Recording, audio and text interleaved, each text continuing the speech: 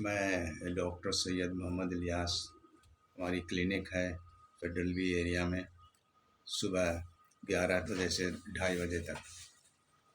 پہلے میں 2 وقت بیٹھتا تھا، لیکن اب میں صبح بیٹھ رہا ہوں کیونکہ ہماری عمر بھی کچھ زیادہ ہو گئی ہے، 80 سال کا ہوں میں، اور اتنا اب ہو نہیں پاتا ہے۔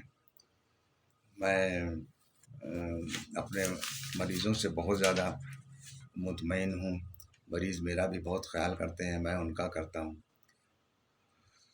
کچھ کمپلیکیٹڈ کیسز بھی ہوتے ہیں جن کو سرجری کی ضرورت ہوتی ہے، لیکن میں سرجری کو اوائڈ کرتا ہوں کیونکہ اس کے کمپلیکیشن زیادہ ہوتے ہیں، بعد میں وقتی طور پہ تو آرام آ جاتا ہے۔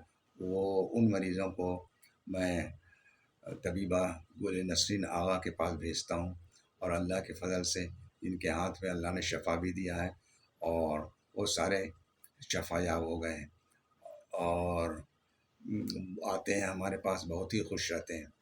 مجھے خود ایک زمانے میں پتھری ہو گئی تھی، میں نے SIUT میں اس کا علاج کروایا، کچھ بھی نہیں ہو پایا۔ پھر عباسی شہید میں علاج کروایا، کچھ نہیں ہو پایا۔ میں یہاں آیا طبیبہ صاحب کے پاس، انہوں نے ہمارے کو 4 پڑیا دی اور کہا تھا کہ یہ آپ 1 پڑیا 1 دن میں کھائیں اور ایک چھلنی لے لیں اور اس پیشاب اس میں کریں۔